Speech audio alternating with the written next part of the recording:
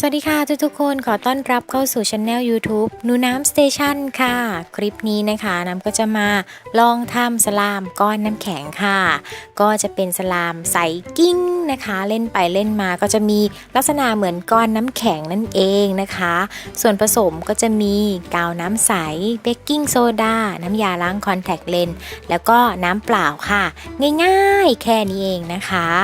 และก่อนที่จะมาทำสลามเล่นกันอย่าลืมอ่านข้อควรระวังก่อนเล่นสลามกันด้วยนะจ๊ะเทกาวน้ำใสใส่ถ้วยผสมนะคะประมาณ5ช้อนโต๊ะค่ะ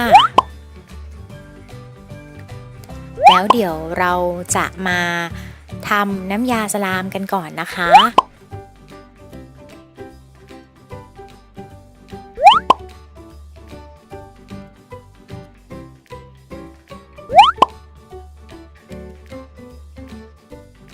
น้ำยาสลามวันนี้นะคะก็จะใช้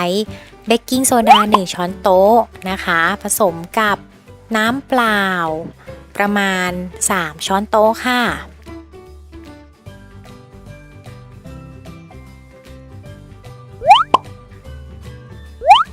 ต่อไปก็คนน้ำเบกกิ้งโซดาให้เข้ากันสักนิดนึงนะคะแล้วก็วางทิ้งไว้ก่อนให้น้ำมันใสขึ้นค่ะต่อไปนะคะก็ค่อยๆเติมน้ำยาล้างคอนแทคเลนส์นะคะประมาณสักครึ่งช้อนชาใส่ในกาวแล้วก็เติมน้ำเบกกิ้งโซดาใส่ลงไปด้วยนะคะค่อยๆเติมทีละนิดนะคะแบบนี้แล้วคนให้เข้ากันดูซิว่าสลามจับตัวเป็นก้อนหรือยังนะคะถ้าใครไม่อยากให้มีฟองอากาศมากนะคะก็คนแบบค่อยๆเบามือนะคะนี่นะคะค่อยๆเติมสลับกันแบบนี้นะคะน้ำยาล้างคอนแทคเลนส์แล้วก็น้ำเบกกิ้งโซดาคนเบาๆถ้าไม่อยากให้มีฟองอากาศเยอะนะคะ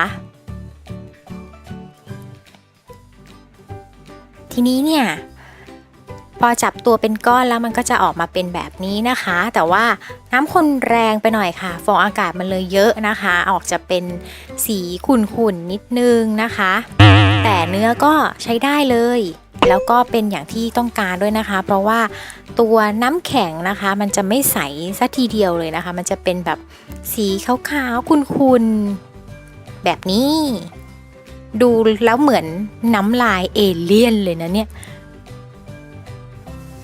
ยืดย้วย นี่นะคะก็จะดูเหมือนน้ำแข็งเป็น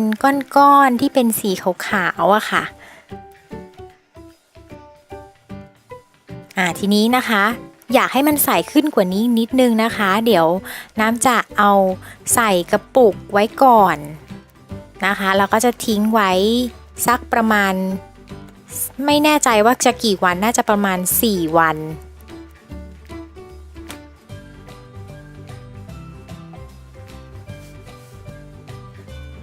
อาดา4 วันผ่านไปใส่กิ้งเลยเห็นไหมคะนี่เป็น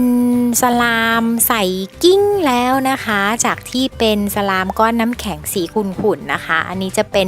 สลามหยดน้ำกลายร่างเป็นสลามหยดน้ำแล้วนี่นะคะยืดเหมือนน้ำลายเลยเนาะนี้ลองเอามา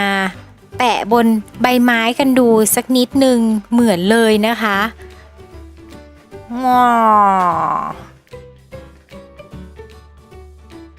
สลามสูตรใส่นะคะพอเล่นไปสักพักหนึ่งเนี่ยมันก็จะเป็นสีขุ่นๆเหมือนเดิมนะคะพอเอากลับไปไว้ในกระปุกแล้วก็ทิ้งไว้เนี่ยมันก็จะกลับมาใสเหมือนเดิมมัน Amazing เนาะนี่นะคะ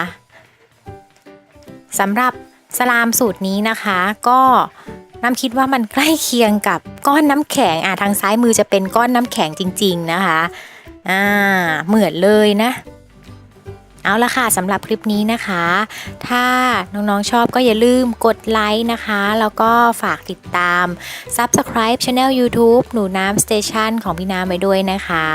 สำหรับวันนี้ขอลาไปก่อนค่ะสวัสดีค่ะบ๊ายบาย